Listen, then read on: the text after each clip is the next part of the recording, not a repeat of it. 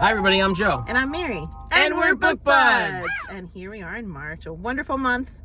And it is an opportunity to read some middle grade books, grade March. We love middle grade books. Yeah. So maybe a month or so back, I feel like there was a tag or something that made me think of a middle grade book. And I was like, oh my God. Yes. When middle grade March comes around, I am reading that one. Yeah. And it was Behind the Attic Wall. Can we see that? There we go. There, yeah. By Sylvia Cassedy. And I can very clearly remember being in my middle school library, finding this book and checking it out. So I was like 6th, 7th, or 8th grade at the time, read this book, and I remembered it being creepy. I remember there being like dolls in the attic that were talking and whatnot. Love that cover too. Yeah, and so I was really excited about reading it. And this is like not in print anymore. Joe had to get it from his library. I tried my library. It was going to be like really delayed. To buy it, it was been like $180, so it's just not available. So I'm really, really glad that I read this for middle grade March, because I love an unreliable narrator, right? And I don't remember when I was little like reading anything like that, but this book totally had it. Really? Yes. So in the beginning of the book, she's this girl that like has been kicked around in different homes, and she's now going to be in, like, she was in boarding schools, and she's being sent to an old boarding school where her 2 aunts used to run it, but it's no longer a boarding school, it's empty. So it's this gigantic building, empty, with her aunts who like don't really talk to her. And she just has these little like daydreams where she talks to what she calls the backwood girls, and she has names for them, and she'll be like, see, this is a towel, you use it to dry things. See, there's water on my hands, and then I rub the towel on it and it takes the water away. Like really basic things. She's just talking all the time, and I think she's even like doing it internally. I don't think she's making any sounds or anything like that. So the whole like, I don't know, first third of the book, she's just having this imaginary play. She's going to school and not fitting in with the other kids because she's a little bit different, you know? And before, there's, I think, 3 parts of the book, and before each part of the book, there's this part in italics where she's like telling a story in the future to kids at a new home that she's with. She's like, back when I was at the such and such, you know, I would have this happen. And so you're like, I'm reading it and thinking like, is she spinning a tale? Is she telling a false tale to just like entertain these kids? You know, I don't really know what's going on. So she has these imaginary friends, and it's like, okay. So it's like when we get to the dolls and them talking and whatnot, because I knew that was going to be coming. Is that real? I don't really know. So it kind of like evolves from talking to the kids in her head to then like other things, and it's like this slow crawl. And there was this part in the book that said the thing was that it all happened little by little, the way lights go down in an auditorium, so slowly you aren't sure that they're going down at all, but by the time everything is finally dark, you feel no surprise. So there were like whispers of something happening in the house, little whispers, little whispers, little whispers, and then all of a sudden they're like shouting her name, and there's talking happening like through the walls to her. So it just kind of like, it crept up on you as a reader too, because she was talking in her head for a little while, and there were like these little whispers, and now all of a sudden like these dolls are definitely somewhere talking to her, screaming. And she can't find them. She just hears and she's responding sometimes in her answer like, what are you doing, what are you saying? But she's responding to these voices that she's hearing. So is this supernatural? So yeah, a little bit, kind of. Yeah. She has this strange uncle who does not live there, but he comes, and she has a sense that he knows about these voices, that he's in some way interacted with these dolls, because he said some suspicious things. They always know. Yeah, but yet he's so off, she can't like get any words out of him. I'm gonna read something about the uncle because just to give you a sense of how peculiar he is. So the uncle bends over and he says, is that a tear? I do believe it is. Maggie, somebody dropped a tear on your face and then ran away. Do you think whoever it was wants it back? Shall we try and find him or her? It looks like a very special tear. If it were mine, I wouldn't have been so careless with it. It can certainly be used many times again by the looks of it. Come, let's try and find its owner. And if we can't, we'll just keep it for ourselves in a little jar. It's always nice to have a spare tear around. You never know when you might need one. Oh gosh, okay. He's an odd one. So Freaky. like you could try and have a conversation with him and he'll be off on something that, you know, he's not going to answer anything that you've asked. He's an unusual guy. I wonder why she's hearing voices. Right. So you kind of like are kept, you know, just in this wondering state of mind throughout the book. She eventually finds like a hidden room in the house that has these dolls that are calling out to her saying like, Maggie, come, you know, and have some tea with us. I dropped a glass on the floor. You have to sweep it up. And she gets there and she sees these dolls and they're like animated and moving. And she's like, oh my God, I need to break them open and find out like what's inside of them. Why are they moving? So she doesn't believe it at first. And it's a very strange and unusual experience. So what happens at the end? You want me to give it away to our Or readers? just tell me then, because now I have to know. I'm not going to tell you what happens in the end, but they do kind of like wrap it up in a way that leaves you speculating about what's animating these dolls and if more could come and things like that. Okay. Yeah. And reading this was a good experience? I loved it. I had such a good time getting back into it because I'm sure I experienced it a little differently as like a kid. Yeah. I think I was scared when I was reading it as a kid, but Okay. when I was reading it now, I was just intrigued and I was enjoying the distorted kind of thoughts and whatnot. Yeah. Yeah, it was fun. Reminds you of when you were a kid. Yeah, yay middle grade March. How about you? What did you do? Yeah, that's why we like this, because it just reminds you of a simpler time.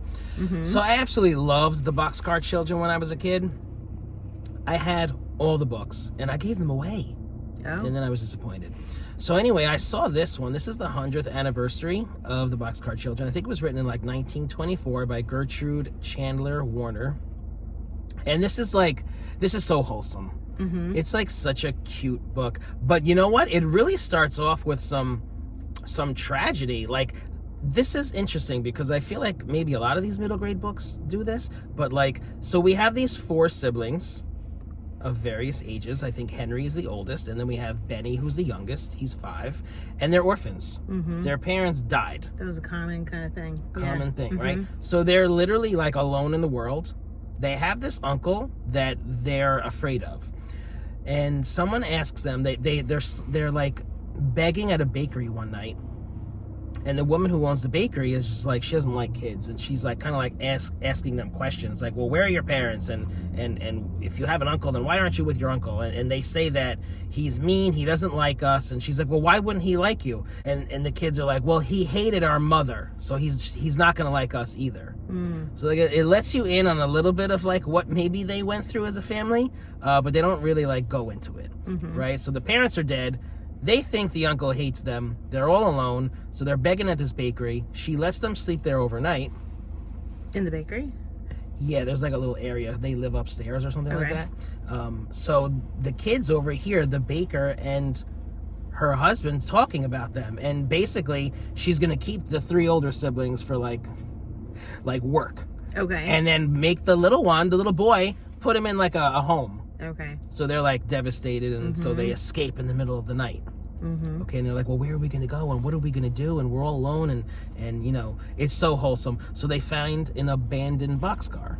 Okay. And I just remember reading this when I was a kid and just being so just like enamored with they're living in a boxcar and they're trying to survive, and then they like, you know, they go to the dump and they get like cups and plates and stuff, and they go home and they wash it, and like those are their silverware that they use, and like they're trying to like eat and find things and like berries, and it's very like, you know, old-fashioned and cute and wholesome. And it's not like Little House on the Prairie, but it is like they're foraging for like food and berries and things. Now, there's many of them, right? There's 4 siblings. No, but the books, the Boxcar Children books, are there many of them? There are. So is this the first one? Is this like how the story began? This is the first one, and I'm glad Okay. you bring that up, because the rest of them, it turns into like a mystery series Yeah.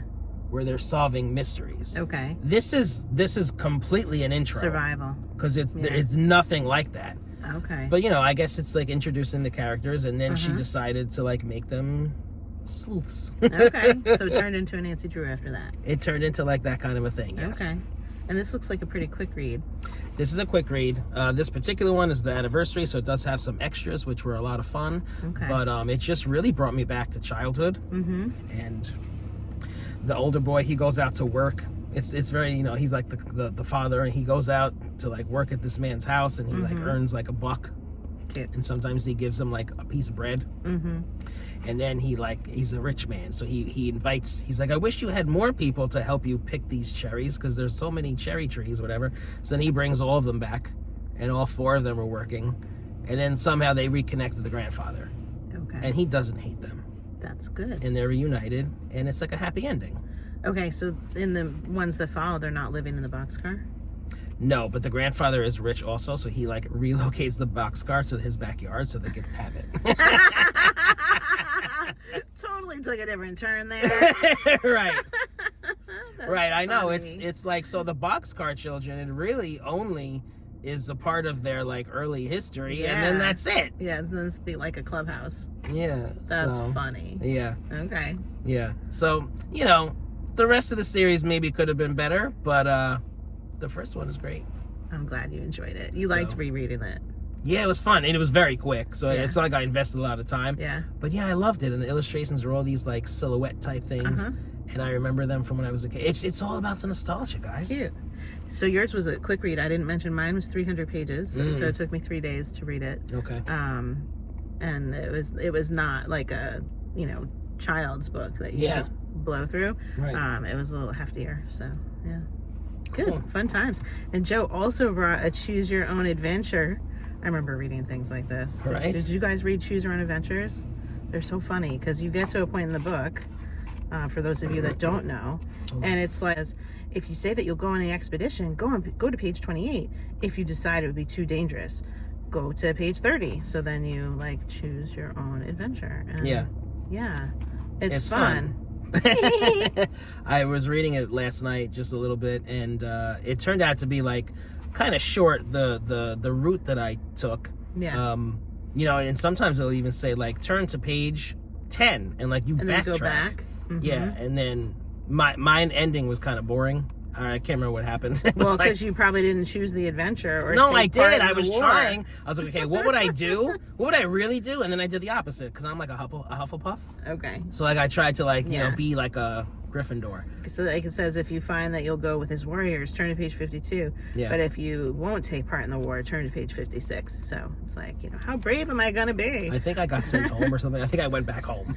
It was like very anticlimactic. That's so funny. But it was cute. Yeah. It's fun. I just remember it being fun because you got like some say in where the story went, you know? Yeah, like you're in charge. Yeah. And I imagine back in the day that this really helped those kids who really didn't like to read.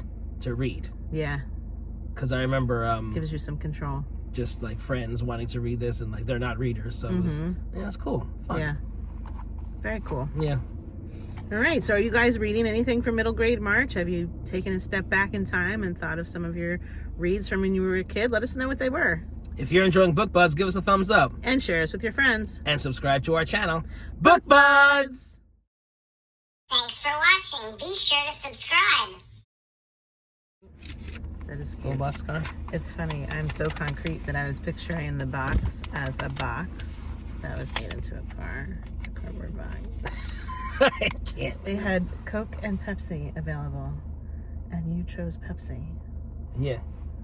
Yeah. I never would have thought that you would drink Pepsi. Well, that's funny that you mentioned that, because I was always like a Coke person. Oh, thank Always. God. Always. Diet Coke. Like, Diet what's wrong Coke. with him? I was talking Diet about it Coke. last night. Diet Coke. But now I'm like, I have a taste for Pepsi.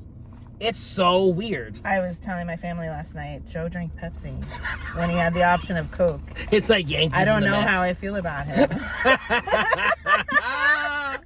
You know what it is?